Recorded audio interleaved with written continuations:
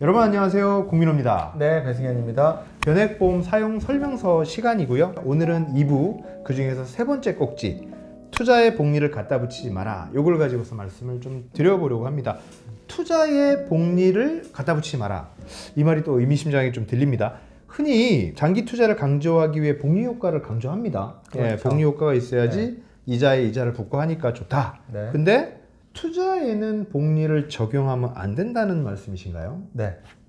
기본적으로 이제 지난 시간에도 우리가 뭐 단리, 복리, 과세, 비과세에 대한 얘기를 이제 다뤘는데요. 네. 여기서 이제 복리라고 하는 이 단어의 의미를 한번 생각을 해보셔야 되거든요. 복리라고 하는 거는 뭐냐면은 풀어서 보면은 이자에 이자가 붙는 셈, 즉 계산이라고 하는 얘기예요. 그러면은 이자라고 하는 건 뭐냐라고 하는 거는 또 보면은 남에게 돈을 빌려 쓴 값으로 무는 일정한 비례의 돈이라고 돼 있어요. 이자는. 그럼 여기서 우리가 눈여겨볼 거는 뭐냐면은 일정한 비례의 돈이에요. 이자는. 그러니까 어떤 일이 있어도 많든 적든 일정하게 매달 또는 매년 발생해야지 이게 이제 이자의 개념이다라고 하는 얘기죠. 네. 근데 은행의 적금 예금 같은 경우는 아무리 저금리라고 할지라도 매달 또는 매년 일정 금액은 확정적으로 발생을 하잖아요. 근데 투자라고 하는 거는 일정한 비례의 돈이 발생할 수 있는 대상이 아니기 때문에 투자에다가 이자라고 하는 말, 복리라고 하는 거를 갖다 붙이면 안 되는 거죠. 좋습니다. 그러면 실제 어떤 투자라고 할 수 있는 주식에 있어서 어떤 사례랄까? 네. 이런 우리나라 기업들 사례를 한번 얘기해 주실 수 있을까요? 보통 우리가 이제 투자를 하는 데 있어서 가장 많은 예를 드는 게 만약에 당신이 10년 전에 또는 20년 전에 삼성전자에다가 투자를 했었더라면은 지금 돈이 얼마가 되는지 아느냐. 충분히 복리 효과가 있었다라고 하는 얘기를 그런 얘기들 보통 많이들 해요. 하죠. 네네네. 예. 그러면 한번 과거 데이터를 실제로 보면은요. 2009년도 초 2009년도 1월 2일 날 삼성전자 주가가 얼마였냐면은요. 액면 분할을 감안해서 9,400원이었어요. 예, 그런데 2019년도 말, 작년 말 12월 30일 기준으로 삼성전자 주가는 55,800원이었습니다. 그러면은 주가는 무려 약 5배가 올랐죠. 네. 예.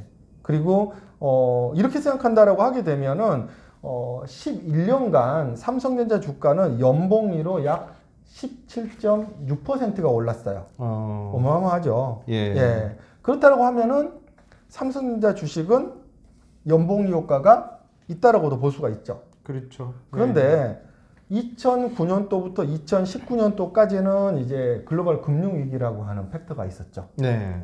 약간은 이제 비정상적인 금융 상황이 있었던 거죠. 네. 그래서 글로벌 금융위기가 오면서 주가가 폭락을 했다가 다시 뭐 폭등을 하는 과정이 있었기 때문에 좀 비정상적인 기간을 좀 빼고 한번 생각을 해볼 필요가 있어요.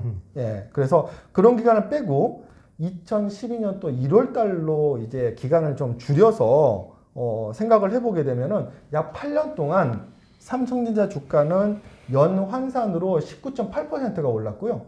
이거를 이제 연봉리로 계산을 해보게 되면은 12.6% 연봉리로 계속 올랐어요. 그러면은 비정상적인 기간을 빼고도 삼성전자 주식은 연봉리 효과가 있다라고 생각할 수 있죠. 네네. 예. 그러면은 뭐 주식이라는데 장기 투자하면 복리 효과가 있다, 이런 것도 네. 어느 정도 좀 뭐 맞는 말이 아닐까요?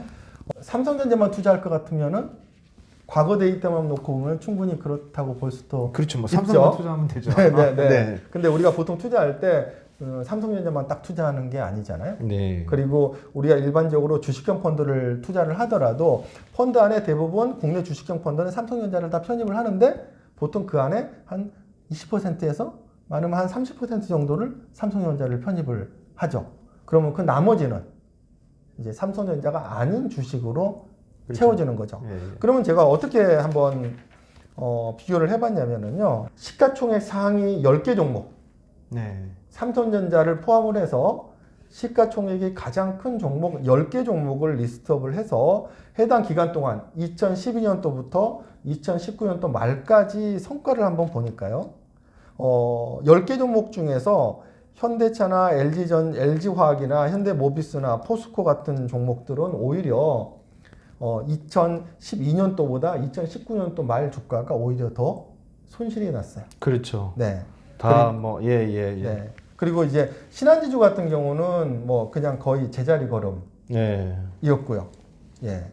그런데 이제 코로나가 오고 나서 한번 출렁이고 나서 이제 LG화학 주가는 뭐 크게 출렁인 다음에 이제 2019년도 말에 비해서는 뭐 거의 2배 가까이 이런 상승률도 보였죠. 예. 그래서 우리가 투자를 함에 있어서 삼성전자 과거 데이터의 기준에서 삼성전자 주식에만 투자할 거 아니라면은 사실은 투자의 복리 효과를 기대하면은 또는 복리 효과를 적용을 해서 얘기를 하면은 안 되는 거죠. 그리고 100번 양보해서 삼성전자에만 투자를 한다라고 해도 과연 과거에 삼성전자가 복리 효과가 있었다라고 해서 앞으로 10년, 20년, 30년간도 삼성전자가 계속 우리에게 복리 효과를 갖다 줄 수 있느냐라고 하는 거는 이거는 의문인 거죠.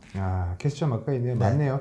우리가 흔히 장기 투자를 강조할 때 장기 투자를 하는 것은 결국 복리 효과가 있다라는 것을 우리가 습관적으로 관습적으로 쓰지만 찬찬히 들여다보면 그 말은 틀린 말이다. 참이라고 할 수 없다. 왜냐하면은 삼성전자나 SK하이닉스 같은 괜찮았던 주식을 제외한 뭐 현대차, 현대모비스, LG화학 이런 데들은 포스코 이런 데들은 뭐 7년, 8년의 기간에 비하면 오히려 마이너스였다. 이런 점을 기억하셔야 될 것 같아요. 그러니 투자의 복리를 함부로 갖다 붙이면 곤란하다. 그렇죠. 함부로 갖다 붙이면 안 된다. 그런데 결국 우리가 이제 변액보험이라는 큰 테마로 얘기한다면 이 얘기는 주식에만 우리가 얘기할 게 아니라 그럼 펀드는 과연 어떤가? 그렇죠. 변액보험이 품고 있는 이제 펀드에 대해서 우리가 관심이 있는 거잖아요. 그러면은 만약에 우리가 주식에 지표 투자를 한다라고 하면은 그 주식을 내가 샀다가 그냥 내가 한없이 그냥 오를 때까지 뭐 그게 1년이 되었건 10년이 되었건 30년이 되었건 그냥 가지고 있으면은 돼요. 그런데 펀드는 펀드 매니저가 필요에 의해서 샀다가 이익을 보거나 일정 부분 또 손실이 나거나 라고 하게 되면 필요에 의해서 이걸 또 매도를 하게 되는 거죠. 그래서 매도와 매수를 반복하기 때문에 이게 이제 꾸준히 복리 효과를 기대하기는 사실 어려운 거죠. 매년 또 결산을 하게 되니까요. 그래서 또 이렇게 생각할 수도 있어요. 어떤 분들은 야 작년에 손실을 봤으면은 올해 조금 더 수익을 더 많이 내서 작년에 손실을 감안하면 되지 않느냐 뭐 이렇게 말씀하실 수도 있는데 예를 들어서 100원짜리 주가가 있어요. 그런데 이게 만약에 10% 떨어졌어요. 그럼 100원이 90원이 되는 거잖아요. 그러면은 여기서 10%가 다시 오르면 되지 않느냐라고 생각할 수도 있는데 그러면은 900원이 10%가 오르면 얼마가 되죠? 990원이 되는 거죠. 훨씬 더 극단적인 예를 들어보면은요. 100원짜리 주식이 50%가 떨어졌어요. 그러면 100원이 얼마가 되죠? 50원이 돼요. 그러면 50원이 다시 100원으로 올라오려면은 몇 퍼센트 수익이 나야 되죠? 100% 수익이 나야 돼요. 그래서 우리가 투자를 하지 말라라고 하는 얘기가 아니고요.